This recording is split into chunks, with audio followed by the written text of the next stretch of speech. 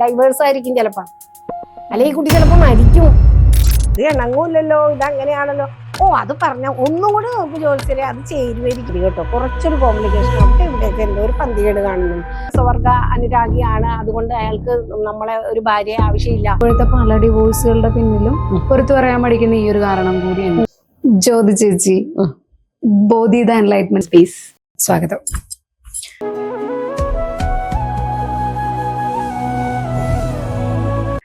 നമ്മുടെ ഇതൊരു സ്പിരിച്വൽ ചാനലാണ്. അതുകൊണ്ട് തന്നെ എനിക്ക് ചേച്ചിനോട് ചോദിക്കാനുള്ളത്, ജ്യോതിഷം ഈ ഒരു കാലഘട്ടത്തില് അച്ഛൻ മകളെ കൊല്ലുന്നു, മക്കൾ അച്ഛനമ്മമാരെ കൊല്ലുന്നു, അവർക്കെല്ലാം പുറമെ ഇത്തരത്തിലുള്ള പ്രവൃത്തികള്, ഭാര്യ ഭർത്താക്കന്മാർ തമ്മിലുള്ള പ്രവൃത്തികള്, പിന്നെ സ്ത്രീധന വിഷയം, ഇത്രയുള്ള കുറേ വിഷയങ്ങൾ നടക്കുന്നുണ്ട്. പക്ഷെ ഇതെല്ലാം എന്തു തന്നെ ആയിക്കോട്ടെ, വിവാഹം എന്ന് പറയുന്ന ഒന്ന് ജാതകം നോക്കി തന്നെ നടത്തുന്നതാണ്. അല്ലെങ്കിൽ ഒരു വ്യക്തിക്ക് ജാതകം ഉണ്ടെന്ന് വിശ്വസിക്കുന്നവരാണ് നമ്മൾ. ഇപ്പൊ ഇതെല്ലാം ചെയ്തവർക്കും ജാതകം ഉണ്ടാവും, ചിലപ്പോൾ അമ്പലത്തിൽ പോകുന്നവരായിരിക്കും, എല്ലാം ആയിരിക്കും. അപ്പൊ ഒരു ജ്യോതിഷി എന്ന നിലയില് നമുക്ക് ഇങ്ങനെയൊക്കെ വരാനിരിക്കുന്നുണ്ടോ എന്ന് എന്തായാലും അറിയാൻ പറ്റും. പിന്നെ എന്തുകൊണ്ടാണ് ഇങ്ങനെയൊക്കെ സംഭവിക്കുന്നത്? നോക്കിയിട്ടുള്ളവരുടെ കാര്യം ഭൂരിഭാഗം പേരും ഇതെല്ലാം നോക്കുന്നവരായിരിക്കും. എന്തുകൊണ്ടായിരിക്കും ഇങ്ങനെയെല്ലാം വരാൻ കാരണം? ഇപ്പൊ നമുക്ക് ചില കർമ്മങ്ങള്, ചില മനുഷ്യര്, ഇപ്പൊ ഞാനും കാവ്യയും തമ്മിൽ പരിചയപ്പെട്ടു. അതില് ഇപ്പൊ ഇത്ര കാലം നമ്മള് ഇപ്പൊ ഒന്നിച്ച് ഉണ്ടാകണം, ചിലത് അതിനുശേഷം പിരിഞ്ഞു പോകും. ചില ഫ്രണ്ട്ഷിപ്പ് കൊണ്ട് നമുക്ക് വളരെ ഉയരത്തിൽ പോകുന്നവരുണ്ടാവും. ആക്സിഡന്റലി നമ്മൾ കണ്ടുമുട്ടിയതായിരിക്കും ചിലപ്പോൾ, പക്ഷെ അതായിരിക്കും നമ്മുടെ ജീവിതത്തിൽ ടേണിംഗ് പോയിന്റ് ആയിട്ട് മാറുന്നത്.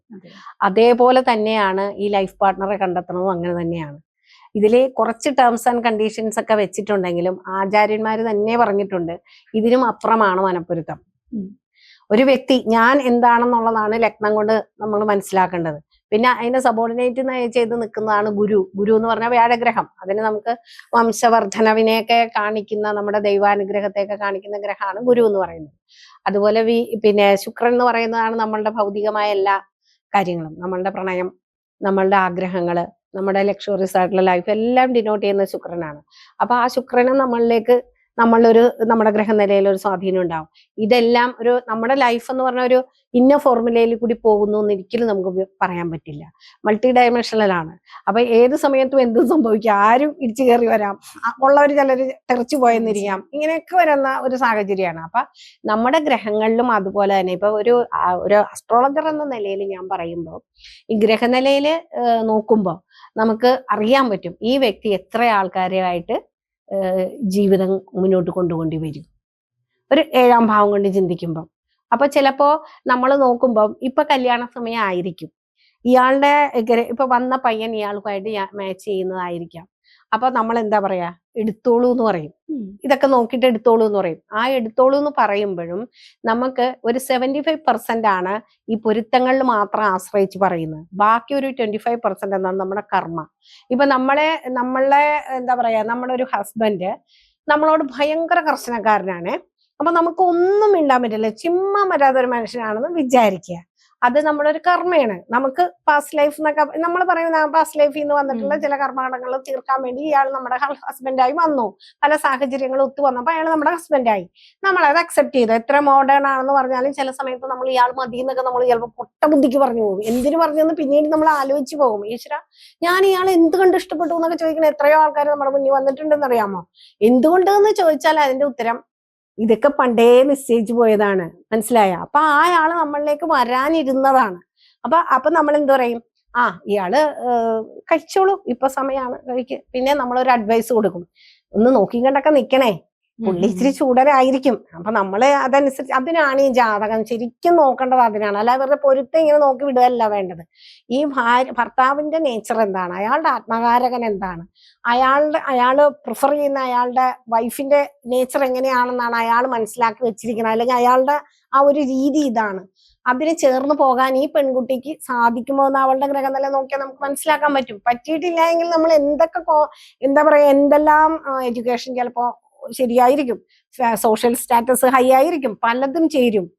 അപ്പൊ എന്നാ പോലും നമ്മൾ പറയും ഇത് അഡ്ജസ്റ്റബിൾ ആയിട്ടില്ല എങ്കിൽ പിന്നെ അതൊരു ആറ്റിറ്റ്യൂഡിന്റെ വിഷയം കൂടി ഉണ്ട് അവിടെ. അതായത് നമ്മളിപ്പോ ഒരു എന്തെങ്കിലും നമുക്ക് ഇഷ്ടമില്ലാത്ത അല്ലെങ്കിൽ ഒരു സാധനം നമ്മളിങ്ങനെ കുത്താനായിട്ട് ഓടി വരിക എന്ന് വെച്ചാൽ, ഒരു കൊതുക് തന്നെ കുത്താൻ വരിക എന്ന് വിചാരിച്ചോ. അപ്പൊ നമ്മൾ എന്താ പറയാ, വേണമെങ്കിൽ കൊതുകിനെ ഇങ്ങനെ ചിലര് കൊതുക് കുത്തി അറിഞ്ഞില്ലെങ്കിൽ പിന്നെ ഏതായാലും ചോര കുടിച്ചോ എന്ന് പറഞ്ഞിരിക്കുന്നവരുണ്ട്. ഏതായാലും കുടിച്ച് ഇയാള് കുടിച്ചിട്ട് പോട്ടെ, തല്ലി കൊന്നിട്ട് എന്താ, ചോരയൊക്കെ കുടിച്ച് എന്ന് പറയും. ചിലര് അമ്പട എന്റെ കയ്യിൽ ഈ ചോര കുറെ നേരം ഇവൻ കുടിക്കും, വിട്ടു കൊടുക്കില്ല എന്ന് അടിച്ചു കൊല്ലുന്നവരുണ്ട്. ചിലര് ഈ കൊതുക് വരാതിരിക്കാൻ വേണ്ടി നേരത്തെ തന്നെ ഇതൊക്കെ പെരട്ടിയിട്ട് അല്ലെങ്കിൽ എന്തെങ്കിലുമൊക്കെ കുത്തിയിടാതിരിക്കുന്നവരുണ്ടാവും. ഇത് നമ്മുടെ മനോഭാവമാണ്. അപ്പൊ നമ്മളുടെ ഭർത്താവായി വരുന്ന മനുഷ്യന് ഇങ്ങനെയൊക്കെ ഉണ്ടെങ്കിൽ നമുക്ക് ഏത് തരത്തിൽ വേണമെങ്കിലും അതിനെ മാനേജ് ചെയ്യാൻ പറ്റും. അത് നമ്മുടെ ഗ്രഹനിലയിൽ നമ്മുടെ സ്വാധീന ശക്തി, നമ്മുടെ ഭക്തി, നമ്മുടെ ഹൃദയശുദ്ധി, നമ്മുടെ ആറ്റിറ്റ്യൂഡ് ഇതെല്ലാം ചേർന്ന ഒരു ഘടകമാണ്.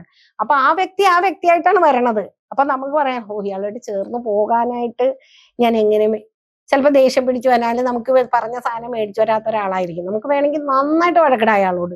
ഇത് പലതവണ അങ്ങനെ കാണിച്ചിട്ട് ഇയാൾ ഇത് തന്നെയാണ് കാണിക്കണമെങ്കിൽ ഇയാൾ എന്തായാലും മേടിച്ചോണ്ട് വരിക, ഞാൻ മേടിച്ചു വെച്ചേക്കാം, പറയണ്ട എന്ന് പറഞ്ഞ ഒരു വഴക്കവിടെ തീർന്ന്. ഇല്ല, നമുക്കറിയാം അയാൾ മേടിച്ചോണ്ട് വരില്ലെന്ന്, എന്നാലും അയാളോട് ഒന്ന് ചൊറിയണമെന്ന് വിചാരിച്ചിരുന്നാല മുട്ടനടി ഇവിടെ വീഴും. അപ്പൊ ആ കർമ്മത്തിന്റെ ഫലം നമുക്ക് 75% ഫ്രം പാസ്റ്റ് ലൈഫ്, 25% നമ്മുടെ കർമ്മം, പുതിയ കർമ്മം. ആ പുതിയ കർമ്മവും ഈ കർമ്മവും കൂടി മാച്ച് ചെയ്യാതെ രണ്ടും ഒരേപോലെ രീതിയിൽ ഹാർഷായിട്ട് പോകുമ്പോ നമുക്കത് ബ്രേക്ക് ചെയ്യേണ്ടി വരും. അതാണ്. അപ്പൊ പുതിയ കർമ്മം നിശ്ചയിക്കാനുള്ള ഒരു 25% നമുക്ക് എപ്പോഴും ദൈവം നമുക്കൊരു സംഭവം ഇട്ടിട്ടുണ്ട്. അത് നമ്മളുടെ എന്താ പറയാ, നമ്മളുടെ ആ ഒരു രീതി, നമ്മൾ വളർന്ന ചുറ്റുപാട്, നമ്മളുടെ സഹനശക്തിയൊക്കെ അത് ബാധിക്കും. അപ്പൊ ഫുള്ളും നമ്മൾ പാസ് കർമ്മ എന്ന് പറയാൻ പറ്റില്ല. പാസ് കർമ്മയിൽ നിന്ന് വന്നിട്ടുള്ള ഒരാളെ നമ്മളെങ്ങനെ ഹാൻഡിൽ ചെയ്യുന്നു, നമ്മളെ ഏത് മനസ്സമാധാനത്തോടെ ഹാൻഡിൽ ചെയ്യാം. ഇവനിനി കാണുകയേ വേണ്ടെന്ന് പറഞ്ഞ് നമുക്ക് പോകാം. കുറെ കാലം നമ്മൾ സഹിച്ചു നിന്നിട്ടുണ്ടാവും. പിന്നീട് ഇരിക്കും നമുക്ക് റിയലൈസേഷൻ ഉണ്ടാണ്, ഇയാൾ ഇത് അട്ടർലി ഫെയിലിയർ ആയി പോയില്ല, ഞാൻ ഇയാൾക്ക് വേണ്ടി ചെയ്ത വെറും വെള്ളത്തിൽ വരച്ച വരെയായി പോയെന്ന് റിയലൈസ് ചെയ്യുമ്പോൾ ജീവിതം പോയിട്ടുണ്ടാകാം. മനസ്സിലായ? അപ്പൊ അതൊക്കെ നമ്മുടെ കർമ്മഫലം. നമ്മൾ എന്താണ് ചെയ്യാൻ ഉദ്ദേശിച്ചിട്ടുള്ളത്, നമുക്ക് എന്താണോ വിധി, നിയോഗങ്ങളാണ് ഓരോന്ന്. ഓരോ മാരേജും നിയോഗങ്ങളാണ്. അതുപോലെ നമുക്ക് ഇന്ന ആളാണ് വരുന്നത്. ചിലപ്പോൾ ഒരാൾ പോയിട്ട് ചിലപ്പോൾ നെക്സ്റ്റ് ആയിരിക്കും വേറൊരാൾ വരുന്നതായിരിക്കും ഏറ്റവും മനോഹരമായിട്ട് വരുന്നത്. ചിലപ്പോൾ 1ഉം 2ഉം പോയിട്ട് 3ാമത് കയറി വരുന്ന ആളായിരിക്കും. അത് എല്ലാവർക്കും അങ്ങനെ ആവണമെന്നും നിർബന്ധമില്ല. ഇത് എന്തുകൊണ്ട് എന്ന് ചോദിച്ചാല് അതൊക്കെ നമുക്ക് നേരത്തെ വെച്ചിട്ടുണ്ട്. അപ്പൊ ഈ ചിലർക്ക് 2 വിവാഹത്തിന് യോഗം എന്ന് പറയും ഉണ്ട്. പക്ഷെ അതിനെ ഞാൻ എവിടെയോ കേട്ടതാണ്, അത് ചിലപ്പോ 2 വിവാഹം തന്നെ ആയിരിക്കണം എന്നില്ല, ഒരു നിർബന്ധവും ഇല്ല. 2 വിവാഹം ആകണമെന്ന് ഒരു നിർബന്ധവും. ചില സമയത്ത് നമ്മൾ ഒരുപാട് സ്നേഹിച്ച് ഏതവസ്ഥയിലും നമുക്ക് പാകമാണ്, താൻ എനിക്ക് അത്ര പരിപാകമാണ്, എന്റെ മനസ്സിന് താൻ പാകമാണെന്നൊക്കെ വിചാരിച്ചു വരുന്ന ഒരവസ്ഥയില് ചിലപ്പോൾ വിട്ടുപോകേണ്ടി വരുന്നുണ്ടാവും. വിവാഹത്തിലേക്ക് എത്താതെ പോയിട്ടുണ്ടാവും. ചില കാരണങ്ങൾ കൊണ്ട് നമുക്ക് വിവാഹത്തിൽ എത്താതെ നമ്മൾ വേറൊരു കല്യാണം കഴിച്ചിട്ടുണ്ടാവും. പക്ഷെ ഇയാളവിടെ ഓൾറെഡി നമ്മുടെ മനസ്സിൽ, നമ്മുടെ കോൺസെപ്റ്റിൽ, അല്ലെങ്കിൽ നമ്മളൊരു ഭാര്യ ചിന്ത വരുമ്പോൾ അയാളായിരിക്കും. അങ്ങനെ വരുമ്പോഴും നമുക്ക് രണ്ട് കല്യാണ യോഗം എന്നൊക്കെ പറയുമ്പോൾ 2 പോയിട്ട് കല്യാണം കഴിക്കണമെന്ന് ഒരു നിർബന്ധവും ഇല്ല. ഇതൊക്കെ എല്ലാ വ്യക്തിക്ക് ഇതെങ്ങനെ കാണുന്നു എന്നുള്ളതനുസരിച്ചിട്ടാണ്. 7ാം ഭാവത്തിൽ 3 ഗ്രഹങ്ങൾ വരിക, അങ്ങനെ പല കോമ്പിനേഷൻസ് ഒക്കെ നമ്മൾ ശുക്രൻ ഇന്ന പോലെ നിൽക്കുക, ശുക്രൻ വേറെ ആളുമായിട്ടൊക്കെ കോമ്പിനേഷൻ ഒക്കെ വരുമ്പോൾ നമുക്ക് ഉറപ്പായിട്ടും പറയാം ഈ വ്യക്തിക്ക് ഇതിൽ 1ലേറെ ബന്ധങ്ങൾ വരും. അയാൾക്ക് ഇപ്പൊ പുരുഷനും രാഹുവും ഒക്കെ ആയിട്ട് ബന്ധം വരിക, രാഹു നോക്കുകയാണെങ്കിൽ അയാൾ സെക്സിന് അമിത പ്രാധാന്യം കൊടുക്കുന്ന ഒരു വ്യക്തിയായിരിക്കാം. അപ്പൊ അയാൾക്ക് ഒരു പെണ്ണിൽ നിന്ന് വേറൊരു പെണ്ണിലേക്ക് അങ്ങനെ പോകുന്ന ഒരു സ്വഭാവം ഉണ്ടാവും. അയാളെ നമുക്ക് മാറ്റിയെടുക്കാൻ പറ്റുമോ? അത് അയാളുടെ നേച്ചറാണ്. അതിനൊന്നും പരിഹാരമില്ല. പരിഹാരം എന്ന് പറയണ പരിഹാരങ്ങളൊക്കെ നമുക്ക് ഒരു പരിധി വരെ നമുക്ക് പരിഹാരം. എന്നാലും ജെന്യൂൻ ആയിട്ട് ഒരാൾക്ക് അങ്ങനെ ഒരു സ്വഭാവമുള്ള ആളാണെങ്കിൽ തീർച്ചയായിട്ടും നമ്മൾ അങ്ങനെയാണ് നമ്മൾ എപ്പോഴും പറയുന്നത്. ഇപ്പൊ നമ്മൾ പ്രാക്ടിക്കൽ പറയുന്നത്, നീ മര്യാദക്ക് അവനോട് എല്ലാ കാര്യങ്ങളും സംസാരിച്ചോ, രീതികൾ ഇങ്ങനെയാണെന്ന് മനസ്സിലായോ, എന്നിട്ട് മാറ്റയില്ലേ? അപ്പൊ ഇപ്പോഴത്തെ യുഗത്തിലാണെങ്കിൽ നമ്മളൊരു സൈക്കോളജിസ്റ്റുകൾ, നമുക്കിപ്പോ വീട്ടിൽ എന്ന് വെച്ചാൽ എല്ലാം സിംഗിൾ ഫാമിലിയാണ്, കുട്ടി ഫാമിലിയാണ്, ഭാര്യ ഭർത്താവ് കുട്ടി കുടുംബം അങ്ങനെ മാത്രമാണ്. അപ്പൊ നമുക്ക് ഇതൊക്കെ ഒരു പരിചയമുള്ള ഒരാളില്ല നമുക്കിത് ചർച്ച ചെയ്യാൻ. ഒരാളോടും ഇങ്ങനെ പറയാൻ പറ്റാത്ത, ചിലര് ദുർവ്യാഖ്യാനിക്കപ്പെട്ട് ഗോസിപ്പ് കുളത്തിലായി പോകും നമ്മള്. അപ്പൊ അങ്ങനെയൊന്നും പറയാൻ പറ്റാത്തൊരു ലൈഫായി പോയി. അപ്പൊ നമ്മൾ എന്ത് ചെയ്യും, സൈക്കോളജിസ്റ്റിനെയൊക്കെ പോയി കണ്ടിട്ട്, അപ്പൊ അവര് പഠിച്ചവരാണ്, അപ്പൊ അവര് അതിനെ പറ്റിയിട്ട് കാര്യങ്ങളൊക്കെ പറയും. അല്ലെങ്കിൽ ഒരു അസ്ട്രോളജറെ പോയി കാണും, ഇപ്പൊ എന്താ സമയം, ഇങ്ങനെയാണ് ഇയാൾ എന്നോട് പെരുമാറുന്നത്, ഇങ്ങനെയൊക്കെയാണ് എന്ന് പറയും. അപ്പൊ നമ്മൾ ആ സൈക്കോളജിസ്റ്റ് ആണെങ്കിൽ ആ രീതിയിൽ പറയും, ഇന്ന കാര്യങ്ങൾ ചെയ്തിങ്ങനെ. അപ്പൊ തീർത്തും പറ്റാത്തതാണെങ്കിൽ നമ്മൾ എന്ത് പറയും, കളഞ്ഞോളൂ എന്ന് പറയും. ഇത് പിന്നെ ഒരു അസ്ട്രോളജറുടെ അടുത്താണ് ചെല്ലണമെങ്കിൽ അവരും പറയും ഇത് ഇത്രയും കാലം നിങ്ങൾ ഇങ്ങനെ കൊണ്ടു നടന്നു, ഇത് നിങ്ങളുടെ വിധിയാണ്, നിയോഗമാണ്, ഒരു നല്ല കല്യാണം ഇത് കഴിഞ്ഞു വരുന്നുണ്ടല്ലോ, കാണുന്നുണ്ടല്ലോ, അത് ഇന്ന രീതിക്ക് പോയാൽ ഇങ്ങനെയാണല്ലോ, അല്ലെങ്കിൽ ഇനി നിങ്ങൾ കല്യാണമേ കഴിക്കണ്ട, നിങ്ങൾ കല്യാണം കഴിച്ചു. ചിലരുണ്ട് ലിവിങ് ടുഗദർ ആയിട്ട് മാത്രം ജീവിക്കാൻ പറ്റുന്ന ആളുകളുണ്ട്. അങ്ങനെ കേട്ടിട്ടുണ്ട്. ഉണ്ട്. അവർക്ക് വിവാഹം, അതായത് വിവാഹവും ലിവിങ് ടുഗദറും തമ്മിൽ വലിയ വ്യത്യാസമുണ്ട്. അഗ്നിസാക്ഷിയായി മന്ത്രജപങ്ങളോടെ ഒരു സ്ത്രീയെ പിന്നെ നമ്മൾ വിവാഹം എന്ന് പറഞ്ഞിട്ട് താലിയിൽ കോർത്തുണ്ടാക്കുന്നതിന് പവിത്രത, അത് വേറൊരു തലാണത്. ഇത് പവിത്രത ഇല്ലാന്നല്ല ഞാൻ പറയണത്. പക്ഷെ അത് രണ്ടും തമ്മിൽ വ്യത്യാസമുണ്ട്. അങ്ങനെ കല്യാണം കഴിക്കണത് ചിലപ്പോ കല്യാണം മുറിഞ്ഞു പോകും, യോഗ അങ്ങനെ ഇരിക്കും കിടക്കുന്നത്. അപ്പൊ നമ്മൾ എന്ത് പറയും, ഞാൻ അങ്ങനെ പറഞ്ഞിട്ടുണ്ട്, നിങ്ങൾ ഇനി കല്യാണം ഒന്നും കഴിക്കില്ല കേട്ടാ, നിങ്ങൾ വേണമെങ്കിൽ ലിവിങ് ടുഗദർ ആയിട്ട് പോയിക്കോ, നിങ്ങൾക്ക് ഇഷ്ടമുള്ള ഒരാളായിട്ട് ഇങ്ങനെ എഴുതിയിട്ട് ഇങ്ങനെ ഒന്നും ചെയ്യണ്ട, നിയമപരമായിട്ട് പോകണ്ട, ഹൃദയം കൊണ്ട് അടുത്ത് നിങ്ങൾ ജീവിച്ചോളൂ, കുഴപ്പമില്ല. കാരണം അങ്ങനെയാണെങ്കിലേ അവിടെ നറ്റോ, അല്ലെങ്കിൽ പിന്നെ പൊട്ടാനും കെട്ടാനും പിന്നെയും കെട്ടാനും ഒക്കെ ആയിരിക്കും നേരം ഉണ്ടാകുന്നത്. അവർ ചേർന്ന് പോകില്ല. അതൊക്കെ കർമ്മ, അതൊക്കെ ഷോർട്ട് കട്ട് അസ്ട്രോളജർ പറഞ്ഞു കൊടുക്കുന്ന ഒരു ചെറിയ ഷോർട്ട് കട്ടുകളാണ്. കല്യാണം വേണ്ട, കല്യാണമായിട്ട് വേണ്ട, നിങ്ങള് പോയിട്ട് ഗുരുവായൂർ പോയി ഒരു മാലയൊക്കെ ഇട്ടോ, ഭഗവാനെ സാക്ഷിയായിട്ട് നിർത്തോ, രജിസ്റ്ററിലൊന്നും ഒപ്പിടണ്ട, അങ്ങനെയൊന്നും എഴുതാതെ അങ്ങനെ പോയാൽ ചിലപ്പോൾ മെച്ചപ്പെട്ടു പോകും. അങ്ങനെ കുറെ കാര്യങ്ങൾ നമുക്ക് പറഞ്ഞു കൊടുക്കാൻ പറ്റും. അതുപോലെ തന്നെ നമ്മളിപ്പോ കുട്ടികൾ ഉണ്ടാകാത്തത്, അത് ഗ്രഹനിലയിൽ നോക്കി തന്നെ കുട്ടികൾ ഉണ്ടാകാൻ സാധ്യതയില്ലാത്തത് നമ്മൾ സൂര്യനെ നോക്കണം, വ്യാഴനെ നോക്കണം, ശുക്രനെ നോക്കണം. ഇപ്പൊ പുരുഷന്റെ ആണെങ്കിൽ സ്പേമൊക്കെ റെപ്രസെന്റേറ്റ് ചെയ്യുന്ന ശുക്രനാണ്, അപ്പൊ അതേ നോക്കണം, ശനിയുടെ ബന്ധം നോക്കണം. ഇതെല്ലാം നോക്കിയിട്ടൊക്കെയാണ് നമ്മള് അവരൊക്കെ എങ്ങനെയാണ് നിൽക്കുന്നത് എന്നൊക്കെ ബേസ് ചെയ്തിട്ടാണ് കുട്ടികളൊക്കെ. അഞ്ചാം ഭാവാധിപൻ 6, 8, 12 ഭാവങ്ങളിൽ പോയാലൊക്കെ വിഷയമാണ്. അതുപോലെ 5-ല് ശനി നിന്നാല് വളരെ വൈകിയായിരിക്കും കുട്ടി ഉണ്ടാകുക, അല്ലെ ഉണ്ടാകാൻ ബുദ്ധിമുട്ടായിരിക്കും. അങ്ങനെയൊക്കെയുള്ള കാര്യങ്ങളൊക്കെ ഒരുപാട് വരുന്നുണ്ട്. പിന്നെ 7-ാം ഭാവത്തില് 7 ഭാവവും 7-ാം ഭാവവും കൂടി നോക്കണം. രണ്ടാമത്തെ കുട്ടി ചിലപ്പോ ഒരു കുട്ടിയെ പറഞ്ഞിട്ടുണ്ടാവുള്ളൂ, രണ്ടാമത്തെ കുട്ടി നോക്കുമ്പോൾ ഉണ്ടാവില്ല. അത് ശുക്രനും കേതും കൂടിയായിട്ട്, അല്ലെങ്കിൽ ശുക്രനും വേറെ എന്തെങ്കിലും മോശപ്പെട്ട ഗ്രഹങ്ങളോ ഗുളിക ദൃഷ്ടി അങ്ങനെയൊക്കെ വന്നു കഴിഞ്ഞാൽ ഉണ്ടാവില്ല. അപ്പൊ നമ്മൾ എന്ത് ചെയ്യും, വേഗം പോയിട്ട് ടെസ്റ്റ് ട്യൂബ്, ഇപ്പൊ അങ്ങനെയൊക്കെ ഉണ്ടല്ലോ, ഉണ്ടാവാത്തതിനെ നമ്മള് തല്ലിപ്പഴിപ്പിക്കും. പഴുത്ത് മെച്ചുറായിട്ട് വന്ന ഒരു പഴത്തിനെയും തല്ലിപ്പഴിപ്പിക്കുന്ന ഒരു പഴവും തമ്മിലുള്ള ആ രുചി കഴിച്ചവനെ അറിയാവുള്ളൂ. അപ്പൊ അതേപോലെ നമ്മൾ പ്രകൃതി നമുക്കൊരു വിവാഹബന്ധത്തിൽ നമുക്ക് തരുന്ന ഒരു കുട്ടി എന്ന് പറഞ്ഞാൽ സ്വമേധയ ഉണ്ടാകുന്നതാണ്. അതുണ്ടാവാൻ നമുക്ക് വിധിയില്ലെങ്കിൽ നമ്മളത് നിർബന്ധപൂർവം പ്രാർത്ഥനയിലൂടെയോ വഴിപാടുകളിലൂടെയോ പിന്നെന്താണ് ആരോഗ്യ മേഖലയിലുള്ള പുതിയ കണ്ടുപിടുത്തങ്ങളിലൂടെയൊക്കെ ഉണ്ടാക്കി വെക്കുമ്പം ചില സംഗതികളില് അത് നമുക്ക് തിരിച്ചടിയായിട്ട് വരാം. പിന്നെ അതുപോലെ തന്നെ ഇപ്പൊ ഈ ഒരു കാര്യത്തിൽ ഒരു സംശയം ചോദിക്കട്ടെ. പലരും ഇപ്പൊ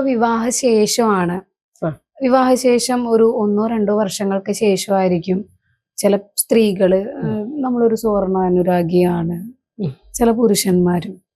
ഇപ്പോഴത്തെ പല ഡിവോഴ്സുകളുടെ പിന്നിലും പുറത്തു പറയാൻ മടിക്കുന്ന ഈ ഒരു കാരണം കൂടിയുണ്ട്. അതൊരു തെറ്റാണെന്നല്ല പറയുന്നത്, പക്ഷെ എന്തുകൊണ്ട് ഈ വിവാഹ സമയത്ത് ചിലർ അപ്പോഴായിരിക്കും ഇത് റിയലൈസ് ചെയ്യണത്, അതെന്തുകൊണ്ടാണ്? അത് നമുക്ക് ജാതകത്തിൽ പറയാൻ പറ്റും. അതായത് അൺകൺവെൻഷണൽ ആയിട്ടുള്ള ബിഹേവിയർ, ഈ സെക്ഷലിലൊക്കെ ഒരു രാഹുവിന്റെ ഇതൊക്കെ നോക്കിയിട്ട് നമുക്ക് പറയാൻ പറ്റും ഇയാൾ ഇങ്ങനെയാണെന്നൊക്കെയാണ്. ചന്ദ്രനെയൊക്കെ ബേസ് ചെയ്ത് പറയാൻ പറ്റും. പക്ഷേ ഇത് പണ്ടുള്ള കാലത്തുണ്ടല്ലോ ഇങ്ങനെ ഒരു സ്വാതന്ത്ര്യം ഉണ്ടായിരുന്നില്ല. ഏത് അനുരാഗിയാണെങ്കിലും ഒരു പെണ്ണിനെ പിടിച്ച് കെട്ടിക്കും. എന്നിട്ട് ആ പെണ്ണതെല്ലാം സഹകരിച്ച്, പെണ്ണാണെങ്കിൽ ആണായാലും പെണ്ണായാലും, ഇതിപ്പോ അങ്ങനെ വരുമ്പോ അവളെല്ലാം സഹിച്ചു പിടിച്ച് അവിടെ അങ്ങ് ജീവിക്കും. അതിനെയാണ് ത്യാഗം അങ്ങനെ രീതിയിൽ ഒരു പോയിരുന്നു. ഇപ്പോഴാണ് നമുക്ക് കുറച്ചുകൂടി എഡ്യൂക്കേഷൻ വന്നത്. നമ്മളെന്തിനാ വേറൊരാളുടെ, അയാള് എന്താ പറയാ ഇത് പറഞ്ഞ പോലെ സ്വർഗ അനുരാഗിയാണ്, അതുകൊണ്ട് അയാൾക്ക് നമ്മളെ ഒരു ഭാര്യയെ ആവശ്യമില്ല എന്നുണ്ടെങ്കിൽ നമ്മൾ വെറുതെ കടിച്ചു തൂങ്ങി നിന്ന് നമ്മുടെ ലൈഫ് കളയണം എന്തിനാന്നുള്ളൊരു വിവേകം നമുക്ക് ഇന്നുണ്ട് തലമുറയില്. പണ്ടതില്ല. പണ്ടും ഇതൊക്കെ ഉണ്ടായിട്ടുണ്ട്. അല്ല, ജ്യോതിഷവശ എന്താണ് ഇതിന്റെ ഒരു സൈഡ് എന്നൊന്ന് പറഞ്ഞു. ജ്യോതിഷവശാൽ ഇങ്ങനെ കാണുമ്പോൾ നമ്മൾ തീർച്ചയായിട്ടും പണ്ടൊക്കെ ഇങ്ങനെ ഒരു വശം പറഞ്ഞു കൊടുക്കില്ലായിരുന്നു. നമ്മളിപ്പോ അതൊരു എന്താ പറയാ, അങ്ങനെയൊന്നും പറയാൻ പാടില്ല, അതൊക്കെ ഒരു മോറൽ സൈഡ് അല്ല എന്നുള്ള രീതിയിലാണ് ഇതൊക്കെ കണ്ടിരുന്നത്. ജ്യോതിഷ അങ്ങനെ പറയില്ല. നമ്മളൊരു വിവാഹം വരുമ്പോ അയ്യോ ഇയാൾ ഇങ്ങനെയുള്ളതാണല്ലോ എന്ന് നമ്മൾ പറയില്ല. അത് ബാക്കിയുള്ള ഘടകങ്ങളൊക്കെ നോക്കിയിട്ട് അങ്ങ് വിടുകയാണ് ചെയ്യുന്നത്, അല്ലെങ്കിൽ ചേരാതെ അങ്ങനെ പറഞ്ഞു വിടുകയാണ് ചെയ്യുന്നത്. ഇപ്പൊ പക്ഷെ അറിയാൻ പറ്റും നമുക്ക്. അപ്പൊ നമുക്ക് ഒരു പരിധിവരെ പറയാൻ പറ്റും, ഇത് ഇയാള് ഒരു പ്രത്യേക സ്വഭാവക്കാരനായിരിക്കുമല്ലോ, ഇങ്ങനെയൊക്കെയുള്ള ഒരു സ്ത്രീകളോടായിരിക്കില്ലല്ലോ, ഇയാൾക്ക് ഇങ്ങനെ വേറെ അഭിരുചികളുള്ള ആളാണല്ലോ. ഞാൻ പറഞ്ഞിട്ടുണ്ട് ഒരു പെൺകുട്ടി ഇങ്ങനെ വന്നപ്പോ ഞാൻ ചോദിച്ചു, അയാളോടൊന്ന് നന്നായി സംസാരിക്കണം, ഇടപഴകണം. കുറച്ച് കാര്യങ്ങൾ കുറച്ച് ദിവസങ്ങൾ നിങ്ങളൊന്ന് ഇടപഴകി സംസാരിച്ച് രീതികൾ മനസ്സിലാക്കിയതിന് ശേഷം അന്നേരം ജാതകം നോക്കാന്ന് പറഞ്ഞു. പിന്നെ ആ കൊച്ചു വന്നേ ഇല്ല. മനസ്സിലായ? അതെന്താന്ന് വെച്ചാല് നമുക്ക് മനസ്സിലായി ഇയാള് വേറൊരു രീതി തലത്തിലുള്ള വ്യക്തിയാണെന്ന് ആ ഗ്രഹനില കണ്ടപ്പോ മനസ്സിലായപ്പോ ഞാൻ അത് പറയുമ്പോൾ ചിലപ്പോൾ ഞാനങ്ങനെ പറഞ്ഞു കഴിഞ്ഞാല് വേറൊരാള് കേട്ടിട്ട് അയാൾ ഇങ്ങനെ പറഞ്ഞത് മോശമാക്കി പറഞ്ഞു കഴിഞ്ഞാൽ അടി പാഴ്സൽ വേറെ വരുവേ. മിക്കവാറും അങ്ങനെയും പറയാതിരിക്കുന്നതായിരിക്കും ബുദ്ധിയും പറയില്ല ചിലപ്പോ. അപ്പൊ ഞാൻ ആ കുട്ടിയോട് ഇങ്ങനെ പറഞ്ഞു, മോളെ ഇതൊരു കുഴപ്പം പിടിച്ച ജാതകാണ്. മോളെ അയാളെ നേരിട്ട് കണ്ട് ഇപ്പൊ നമ്മൾ കാണുമ്പോഴൊക്കെ ഇഷ്ടപ്പെടും. പിന്നെ അയാൾ IT മേഖലയിൽ വർക്ക് ചെയ്യുന്ന ആളാണ്, നല്ല ആളാണ്, കുടുംബ പശ്ചാത്തലമൊക്കെ നല്ലതാണെങ്കിലും കുട്ടി കുറച്ച് കാര്യങ്ങൾ അയാളോട് സംസാരിച്ച് കുറച്ചൊന്ന് ഇടപഴകി കുറച്ച് കാര്യങ്ങളൊക്കെ പറഞ്ഞ് നിങ്ങൾ ആശയപരമായിട്ടൊക്കെ ഒരു സമവർത്തത്തിൽ എത്തിയതിന് ശേഷം മാത്രം എസ് പറഞ്ഞാൽ മതി കേട്ടോ. കുറച്ചൊരു കോംപ്ലിക്കേഷൻ അവിടെ ഇവിടെയൊക്കെ എന്തോ ഒരു പന്തികേട് കാണുന്നുണ്ട്. ശരി എന്ന് പറഞ്ഞു വെച്ച് ഇന്നേ വരെ പിന്നെ ആ കൊച്ചു വിളിച്ചില്ല. പിന്നെ ഇന്നലെ വിളിച്ചിട്ട് എന്നോട് പറഞ്ഞു വേറൊരാൾ വന്നിട്ടുണ്ട്, ഒന്ന് നോക്കി തരാമോ എന്ന് ചോദിച്ചു. അപ്പൊ ഞാൻ പറഞ്ഞ മറ്റേത് എന്തായാലും ഇപ്പൊ ചിരിച്ച് മനസ്സിലായ. അപ്പൊ അത് എന്നിട്ട് എന്നോട് പറഞ്ഞ എന്നെ ചേച്ചിയാണ് കേട്ടോ രക്ഷിച്ചത്, ഞാനതിൽ വീണു പോയേനെ എന്ന് പറഞ്ഞു. അപ്പൊ ചേച്ചിയാണ് രക്ഷിച്ചത്. കാരണം എന്താന്ന് വെച്ചാൽ ഇല്ലായിരുന്നെങ്കിൽ ചിലപ്പോ ഞാൻ അത് മാരേജിന് എല്ലാരും നിർബന്ധിച്ചു. അപ്പൊ ഞാൻ എന്റെ സ്വന്തം ഇഷ്ടത്തിന് വേണ്ടാന്ന് പറഞ്ഞു ഇപ്പോഴും വീട്ടിൽ ഇച്ചിരി പ്രശ്നമാണ് എന്ന് പറഞ്ഞു. അങ്ങനെ തിരുത്താൻ പറ്റും നമുക്ക് അസ്ട്രോളജിപരമായിട്ട്. ഈ ഇതിനെന്തെങ്കിലും പരിഹാരം ഉണ്ടോ? അതായത് ഈ കല്യാണം നടക്കാതിരിക്കാൻ അതല്ല ഉദ്ദേശിച്ചത്. ഇപ്പം ഇങ്ങനെ ഒരു ചേഞ്ച് നമുക്ക് ഉണ്ടാവുക എന്നുള്ളത് ഒരിക്കലും അവരായിട്ട് വരുത്തി വെക്കുന്നതല്ല. അപ്പം ഇതിന് അസ്ട്രോളജിയായിട്ട് ബന്ധമുണ്ടെങ്കിൽ തീർച്ചയായിട്ടും ശാപം എന്നൊക്കെ പറയണതാണ്. നമ്മുടെ ദേഹത്തിന് യോജിക്കാത്ത ഒരു ആത്മാവ് കയറുക, നമുക്ക് ബിഹേവ് ചെയ്യുന്ന വേറെ രീതിയിലാകുക, അതൊക്കെ ഒരു കർമ്മ കടങ്ങൾ തന്നെയാണ്. അതൊക്കെ നമ്മൾ ഈ ജന്മത്തിൽ അനുഭവിച്ച് തീർക്കാന്നുള്ളതല്ലാതെ അതിന് ശാശ്വതമായൊരു പരിഹാരം എന്ന് പറയാനില്ല. മേജറായിട്ടുള്ള തിങ്സ് അങ്ങനെയുള്ള കാര്യങ്ങൾക്ക് ഇപ്പൊ നമ്മള് സ്ത്രീ ആയിട്ട് ജനിച്ചു, ഇതിപ്പോ ഇനിയിപ്പോ നമുക്കൊരു ആഗ്രഹം വന്നതുകൊണ്ട് നമുക്ക് പെട്ടെന്ന് പുരുഷനാകാൻ പറ്റുമോ? അതുപോലെ തന്നെ ഇങ്ങനെയൊക്കെ ഉള്ള ഒരു ചേഞ്ചും ഓൾറെഡി സംഭവിച്ചു പോയതാണ്. പിന്നെ അതിനെ എങ്ങനെ നമ്മൾ ഹാൻഡിൽ ചെയ്യുന്നു, ഒരാളുടെ തലയിലേക്ക് അത് കയറി വരുമ്പോ ഒരു പാർട്ട്ണറായിട്ട് കയറി വരാതിരിക്കാൻ എന്ത് ചെയ്യുക, കയറി വന്നാൽ അതിനെ എങ്ങനെ മാനേജ് ചെയ്യുക, അറിയാതെ ചിലപ്പോ വന്നു പോകും. അതിനെ എങ്ങനെ മാനേജ് ചെയ്യാം, എങ്ങനെയാണ് അത് സൈഡാക്കി കൊണ്ട് നടക്കണോ, അതുമായിട്ട് പോണോ, അല്ലെങ്കിൽ അതിൽ നിന്ന് വിട്ടുപോരണോ, അല്ലെങ്കിൽ വേറൊരു വിവാഹം ഉണ്ടോ, അല്ലെങ്കിൽ അത് തന്റെ കുഴപ്പം കൊണ്ടാണോ അങ്ങനെയുള്ള ആരോ വന്നത്, അങ്ങനെയുള്ള കാര്യങ്ങളൊക്കെ നമുക്ക് മനസ്സിലാക്കി ഒരു കൗൺസിലിംഗ് പോലെ നമുക്ക് പറഞ്ഞ് മനസ്സിലാക്കി അവരെ പരസ്പരം വഴക്കടിക്കാതെ അകന്നു പോകാനാണെങ്കിലും അതിനുള്ള സാഹചര്യം ഉണ്ടാക്കിക്കോളും. പരസ്പരം മനസ്സിലാക്കിക്കൊണ്ട് പറഞ്ഞു പിരിയാനുള്ള അവസരങ്ങൾ ഒക്കെ അങ്ങനെയും അസ്ട്രോളജി വരുന്നുണ്ട്. സത്യം പറഞ്ഞാൽ ഒരു സൈക്കോളജിക്കൽ ഇതോടൊപ്പം തന്നെ ഒരു അസ്ട്രോളജിക്കൽ കൗൺസിലിംഗ് കൂടി കൊടുക്കുന്നത് നല്ലതാണ്. അസ്ട്രോളജർ അങ്ങനെ ഒരു കൗൺസിലറും കൂടി ആവേണ്ടതാണ്. കാരണം ഇതൊക്കെ ഒരു പാസ്റ്റ് ലൈഫ് കർമ്മ നിയോഗവും കാര്യങ്ങളുമാണ്. അപ്പൊ അത് നമ്മളിൽ അങ്ങനെ നമുക്കിങ്ങനെ ഒരു ഭർത്താവിനെ കിട്ടിയത് എന്തുകൊണ്ട്, അതിന് ഒരു തലം കൂടി ഉണ്ട്, വശം കൂടിയുണ്ട്. അപ്പൊ അത് മനസ്സിലാക്കുമ്പോ ഞാനിപ്പോ ഇതില് പറയില്ലേ, എന്താ ക്രിസ്ത്യൻസിന്റെ കല്യാണത്തിനാണെന്ന് തോന്നുന്നത്, ഇങ്ങനെ പറയും ഇതാണ് നിന്റെ ഭർത്താവ്, ഇതിൽ നിന്ന് മാറ്റമൊന്നുമില്ല, നീ ഇനി വേറെ തിരയണ്ട, ഇത് നിനക്കായിട്ട് തന്നിട്ടുള്ളതാണ് എന്ന് പറയണ പോലെ തന്നെയാണ് ഓരോ കർമ്മബന്ധങ്ങളുടെ ഫലമായിട്ടാണ് ഓരോ വ്യക്തികളും നമ്മുടെ ജീവിതത്തിലേക്ക് കടന്നു വരുന്നത്. അപ്പൊ അതൊക്കെ നമ്മുടെ ജാതകത്തിൽ നോക്കിയാൽ അറിയാമോ. ഇത് ഒരാൾക്ക് ചിലപ്പോ അയാൾ വളരെ പാവമായിട്ടുള്ള സ്ത്രീ ആയിരിക്കും, പക്ഷെ 1, 2, 3 ഒക്കെ കല്യാണം കഴിച്ചാലും അതൊക്കെ പിണങ്ങി പിരിഞ്ഞു പോയിട്ടുണ്ടാവും. അതൊക്കെ ഉണ്ടാവും, നമുക്കത് ജാതകത്തിൽ കാണുമ്പോ അറിയാം. അപ്പൊ നമ്മൾ പറയും ഇന്ന പീരീഡില് കഴിക്കണ്ട കേട്ടോ, ഈ സമയത്ത് കഴിക്കണ്ട, ഈ സമയത്ത് കഴിച്ചാൽ ചിലപ്പോ ഇങ്ങനെ കാര്യങ്ങൾ വരും, ആ ദശാകാലം കൂടി ഒന്ന് കഴിയട്ടെ, കുറച്ചും കൂടി അനുകൂലമായിട്ട് കാലം വരുമ്പോ മാത്രം കല്യാണം എടുത്താൽ മതി എന്നൊക്കെ പറഞ്ഞ് നമുക്ക് മാറ്റിയൊക്കെ കൊണ്ടുപോകാൻ പറ്റും. 2 കല്യാണങ്ങളൊക്കെ നടക്കാതെ വേറൊരു തലത്തിൽ നല്ലൊരു സമയം വരുമ്പോ, കുറച്ചും കൂടി ബെറ്റർ ആയിട്ടുള്ള ഒരു സമയം വരുമ്പോ, കുറച്ചും കൂടി നല്ലൊരു ഗ്രഹനില വരുമ്പോഴൊക്കെ ചേർത്തെടുക്കാൻ പറ്റും. അത് സാധിക്കും. പക്ഷെ അതിനൊന്നും ഇപ്പൊ ആരും ടൈം വേസ്റ്റിംഗ് എന്നാണ് വിചാരിക്കുന്നത്. വേസ്റ്റ് അല്ല സത്യം പറഞ്ഞാൽ. അപ്പൊ ചിലരോട് ഞാൻ പറയാറുണ്ട്, എന്റെ മോളുടെ കല്യാണം നടക്കുന്നില്ല, ഇത്ര സമയമായി, അവളുടെ കൂടെ ഉണ്ടായിരുന്ന കുട്ടികളൊക്കെ കല്യാണം കഴിച്ചു പോയി, അനിയത്തി കുട്ടികളൊക്കെ കല്യാണം കഴിച്ചു, റിലേറ്റീവ്സ് ഒക്കെ വല്ലാതെ ചോദിക്കുന്നു എന്ന് പറഞ്ഞ് കരയുന്ന അമ്മമാരുണ്ട്. അപ്പൊ ചിലപ്പോ ആ ജാതകത്തിൽ നേരത്തെ കല്യാണം കഴിച്ചാൽ ഡൈവേഴ്സ് ആയിരിക്കും ചിലപ്പോ, അല്ലെ ഈ കുട്ടി ചിലപ്പോ മരിക്കും ഈ പറഞ്ഞ കണക്കുള്ള പീഡനങ്ങളൊക്കെ ഏറ്റ്. അതേസമയം കുറച്ചും കൂടി ലേറ്റ് ആയി കഴിഞ്ഞ് വേറൊരു ദശാകാലത്തിലേക്ക് കടന്നു കഴിഞ്ഞ് വരുന്ന 2ാമത്തെ ഭാഗമായിരിക്കും ചിലപ്പോൾ ആ കുട്ടിയുടെ ജീവിതത്തിൽ നല്ലത്. വെയിറ്റ് ചെയ്യണ്ടേ? നമുക്ക് സൊസൈറ്റിയുടെ ഒരു അംഗീകാരവും അങ്ങനത്തെ കാര്യങ്ങൾക്കൊക്കെ എന്ന് നമ്മൾ പ്രാധാന്യം വിട്ടിട്ട് നമ്മളുടേതായ കാര്യം വെൽബീങ്ങിന് വേണ്ടി ചെയ്യുന്ന കാര്യങ്ങൾ ശരിയെന്ന് തോന്നുന്നത് ചെയ്യുക. ആ ഒരു തലത്തിലേക്ക് നമ്മുടെ ഫാമിലി മെമ്പേഴ്സും കൂടി വരണം, കുട്ടികളെക്കാൾ കൂടി. ഇപ്പൊ കുറെ കുട്ടികൾക്കൊക്കെ അതിനുള്ളൊരു ബോൾഡ്നെസ് ഒക്കെ ഉണ്ട്, പണ്ടില്ല, ഞങ്ങളുടെ കാലത്തൊന്നും അതില്ല. അതുകൊണ്ട് തന്നെ ജ്യോതിഷത്തിൽ ഇങ്ങനെ ഒരു സാധ്യതയും വന്നില്ലായിരുന്നു. ഇപ്പൊ പക്ഷേ നമുക്ക് പറഞ്ഞു കൊടുക്കാം, കേൾക്കാൻ, മനസ്സിലാക്കും. ഇപ്പൊ കാലഘട്ടം മാറിയതനുസരിച്ച് ജ്യോതിഷവും മാറിയെന്ന് തോന്നുന്നുണ്ടോ? പണ്ട് ഇതൊന്നും അങ്ങനെ പറയാൻ പാടില്ല എന്നുള്ള, പ്രത്യേകിച്ച് കുട്ടികളല്ല വരുന്നത്. ഇപ്പൊ ഈ ഓൺലൈൻ കൺസൾട്ടേഷൻ ഒക്കെ വന്നതുകൊണ്ട് ആർക്കും അവരുടെ ഉള്ളിലുള്ള ചോയ്സ് നമ്മളോട് പറയാം, ഇങ്ങനെയാണോ, അല്ലെങ്കിൽ ഞാൻ അങ്ങനെയാണ്, അപ്പൊ ഇങ്ങനെ എനിക്ക് വന്നുപോയി, അത് ഇന്നത് കൊണ്ടാണ് എന്ന് പറയാനായിട്ട് ഒരു സാഹചര്യം ഉണ്ട്, അതിനിണങ്ങുന്ന ഒരു സിറ്റുവേഷൻ ഉണ്ട്. പണ്ട് അങ്ങനെയല്ല, വീട്ടിലെ ഏറ്റവും മൂത്ത ആളായിരിക്കും ഈ ജാതകം കൊണ്ടുവരുന്നത്.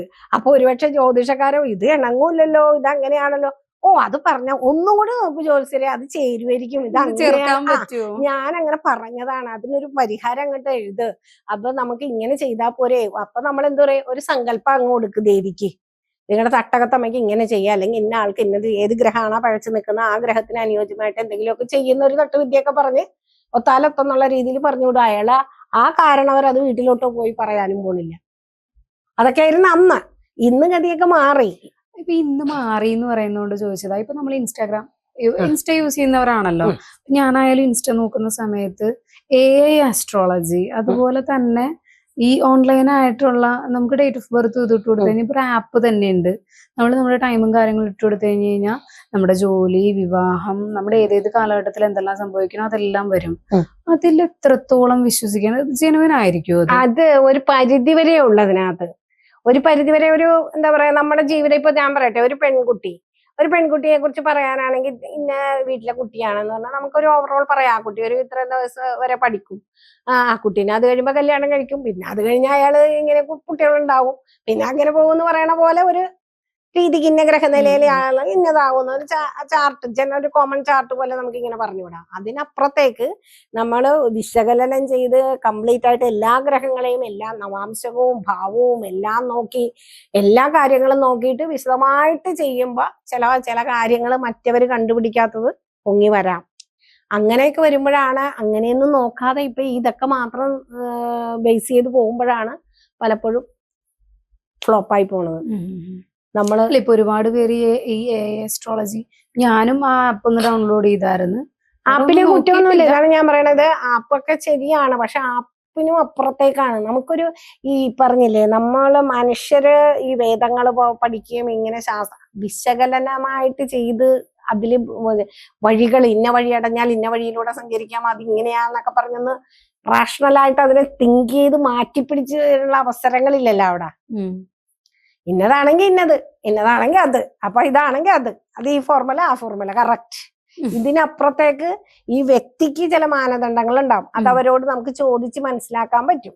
അതുപോലെ ആ ഹസ്ബൻഡിന് ഒരു രീതി ഉണ്ടാവും, അപ്പൊ നമുക്ക് അവരെ പറഞ്ഞു തിരുത്താൻ പറ്റും. ഇയാൾ ഇങ്ങനെ ആയതുകൊണ്ട് ഇങ്ങനെയാണ്, അങ്ങനെയാണ്, അല്ലെങ്കിൽ ഇന്ന കാര്യങ്ങൾ നിങ്ങൾക്ക് ഈ ആളിൽ നിന്ന് പ്രതീക്ഷിക്കാം, ചേരും എന്നൊക്കെ പറയും. പക്ഷെ ചേർച്ചയെന്നൊക്കെ പറയുമ്പോ എല്ലാരും ചേർന്നിട്ടാണ് ജീവിക്കുന്നത്, ഒരിക്കലല്ല. അല്ല. അപ്പൊ വിവാഹം എന്ന് പറയുന്നത് ഒരു സൊസൈറ്റിയുടെ നിലനിൽപ്പിന് വേണ്ടി, ഇതിനു വേണ്ടിയിട്ടൊക്കെ നമ്മൾ പലതും അഡ്ജസ്റ്റ് ചെയ്തിട്ടാണ്. ഒരു 80% അങ്ങനെ തന്നെ പോകുന്നതാണ്. ബാക്കി ഒരു 20% അത് ജാതകം എടുത്താലും അങ്ങനെ തന്നെ. ഇപ്പൊ കുറച്ച് കൂടുതലുമാണ്. കുട്ടികളുടെ ജനനത്തില് സമയങ്ങളൊക്കെ എടുക്കുമ്പോ ഇപ്പോഴത്തെ കുട്ടികൾക്കൊക്കെ ചന്ദ്രനൊന്നും ഒരു ബലയില്ലാത്ത രീതിയിലൊക്കെയാണ് വളർന്നു വരുന്നത്. അപ്പൊ മാനസികമായിട്ട് എഡി എന്ന് വിളിച്ചാൽ പോലും അവര് തകർന്നു പോണ അതിയെ കയറെടുക്കണ പോലത്തെ വിദ്യാഭ്യാസം ഉണ്ടാകും, എല്ലാ കാര്യങ്ങളും ഉണ്ടാകും. വീട്ടിൽ വിളിച്ചു പറഞ്ഞാൽ അവർ ഇങ്ങോട്ട് പോരും മോളെ എന്ന് പറയുന്ന ആൾക്കാരും ഉണ്ടാവും. അതൊന്നും ചിന്തിക്കാതെ വേഗം അയ്യോ അയാൾ എന്നെ വഴക്ക് പറഞ്ഞു, ചേട്ടൻ ഇങ്ങനെ ചെയ്തു, അല്ലെങ്കിൽ അയാൾ അങ്ങനെ ചെയ്തു, എന്റെ ബോയ് ഫ്രണ്ട് ഇത്രയും കാലം ഞാൻ അവന്റെ ഒപ്പം ജീവിച്ചതാണ്, അന്നേരം ഒന്നും അവൻ എന്നെ ഇങ്ങനെ വിളിച്ചില്ല, ഇന്ന് എന്നെ അങ്ങനെ വിളിച്ച് തീർത്തേക്കാം. അതൊക്കെ പലതരത്തില് വരുന്നുണ്ട്. അപ്പൊ അതൊക്കെ നമുക്ക് ഒരു അസ്ട്രോളജറെ കണ്ട് അവരുമായിട്ട് സംസാരിച്ച് വിശകലനം ചെയ്ത് പരസ്പരം അവർക്ക് പറയാനുള്ള കാര്യങ്ങൾ പറഞ്ഞ് അതിനെ പറഞ്ഞ് മനസ്സിലാക്കി കൊടുക്കാൻ ഒരു അസ്ട്രോ കൺസൾട്ടന്റ് ഒരു മനുഷ്യൻ തന്നെയാണല്ലോ ആപ്പിനെ കാണും. അങ്ങനെ തന്നെയാണ് ഞാൻ വിശ്വസിക്കുന്നത്. ആപ്പിനെ തീർത്തും നമ്മൾ തെറ്റി പറയണ്ട. നേരത്തെ പറഞ്ഞ പോലെ കറക്റ്റായിട്ട് ഇങ്ങനെ അങ്ങനെ പോയാൽ ഈ വഴി കൂടി പോയാൽ അറിയില്ല. അപ്പൊ ആ വഴിയിൽ ഒരു മനുഷ്യനെ കണ്ട് അയാൾ കായ് പറഞ്ഞാൽ എന്ത് ചെയ്യും എന്ന് ചോദിച്ചാൽ അറിയില്ല. അതാണ് അവിടുത്തെ പെശക്. ഈ വഴിയിൽ കൂടി യാത്ര ചെയ്താൽ നമുക്ക് ആ വഴിയിലെത്താം, അവിടെ ചെന്ന ഓട്ടോ കിട്ടിയാൽ നമുക്ക് കയറിപ്പോകാം. ഇതാണ് ആപ്പ് പറഞ്ഞു തരുന്നത്. അതിന്റെ ഇടയിൽ നമ്മൾ ഒരാൾ വന്ന് നിന്ന് അയാളൊരു ഹായ് പറഞ്ഞാൽ എന്ത് ചെയ്യുമെന്ന് ചോദിച്ചാൽ ഇല്ല.